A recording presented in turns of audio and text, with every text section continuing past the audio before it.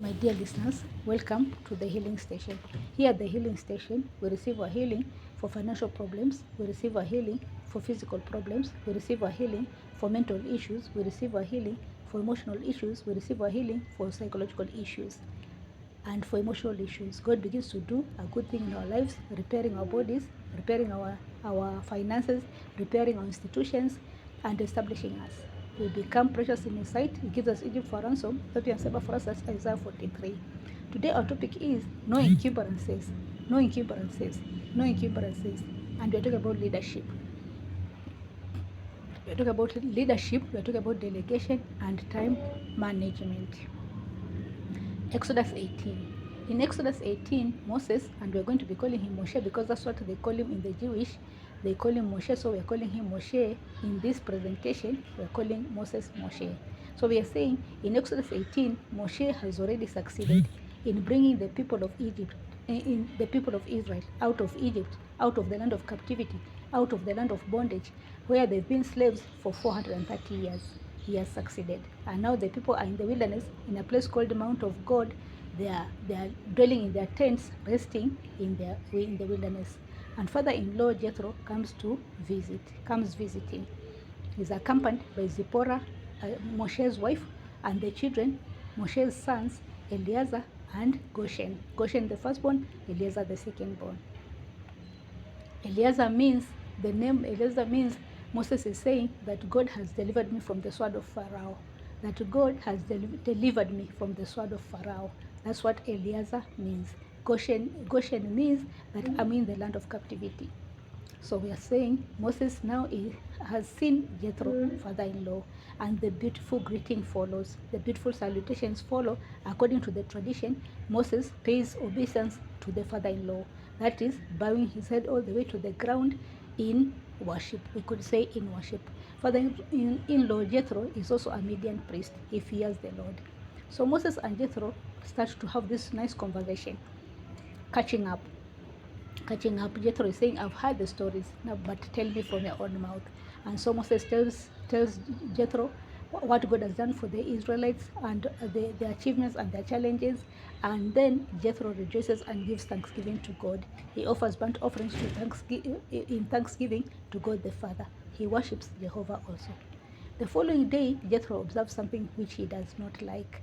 From morning till evening, from dawn to dusk, from sunrise to sunset, Moses has sat in meetings the whole day, time-consuming meetings. He's settling the cases. He's listening to the cases the Israelites have brought before him, and he is making judgment. And it takes the whole day. And therefore, Jethro draws him aside, and he says, son-in-law Moshe, I don't like what I see. I don't like what you're doing. What you're doing is not good at all. It's not good for your health. It's not good for the people's health. If you continue like this, you're going to experience a burnout. You're going to be consumed with fatigue. And the people too, they're going to be overwhelmed. Plus what you're doing is not time effective at all. This is not time effective. It's not effective. It's not efficient what you're doing. You're taking too long. So immediately, Jethro organizes a training session for son-in-law Moshe. He organizes a training session and he tells Moshe, you must know how to delegate. Create positions of power. Create a job structure and positions. And then appoint able men to fill these positions. Let the able men be in charge of 1,000, in charge of 100, in charge of 500, in charge of 20, in charge of 10. They'll preside over these cases and they'll make judgment. And then the small matters they'll preside over, and the bigger matters they'll leave to you. That way, you'll be free to handle other matters that require your urgent attention as leader in this kingdom, in this nation. So Moshe listens to father-in-law. Remember, Moshe used to live in the palace, in the Pharaoh's palace. He was an adopted son in the palace. He has observed leadership. He has observed protocol. He has observed all these things. But actually, his best teacher is Jethro, father-in-law. Father-in-law Jethro is the one who rescued him when he came running from the palace to the wilderness. Jethro is the one who took him in, who rescued him, and he was given the task of taking care of the livestock until the day God spoke to him about the burning bush, or near the burning bush. He had been taking care of the livestock for Jethro, father-in-law. Jethro's father-in-law is teaching Moses about leadership, and Moses is listening and taking notes, and Moses implements Moshe. He goes ahead to appoint leaders of power, administrators and judges to preside over cases, the small cases. And he says the bigger matters I can deal, but the small matters you will deal. And therefore, he is now free to be a good leader, to be effective, to handle and efficient, and to handle other matters that come to his attention, that need his attention. Jethro goes back home after that very beautiful lesson. Jethro goes back home. We're talking about leadership here, and we're saying that as a leader, we must know how to use time, and we must know how to manage. We cannot do everything ourselves. We must trust, we must appoint other people to help us, and we must trust that they shall do a good job. Once we've told them what it is that they should do, we must begin to believe that they're going to do a good job after all. We must trust them to do a good job. That's what delegating means. And now we come to Acts chapter 6. In Acts chapter 6, we find the disciples who are also leaders. The disciples who are also leaders are delegating. They are saying, we know our mandate. Our mandate is very clear. Our mandate is to give ourselves continually to prayer and to the ministry of the word. That is our mandate. It is very clear to us. We are not going to leave the word to serve tables. We are not going to leave the word to serve tables. We are not leaving the word to serve tables. What are they talking about? They're talking about this matter that has arisen. A complaint has been raised. The Hellenist widows and the Hellenist wives are not getting food. During the day, they find that they've been skipped. When food is being distributed, they are being skipped. Somebody is not giving food to the Hellenite widows, to the Hellenite wives.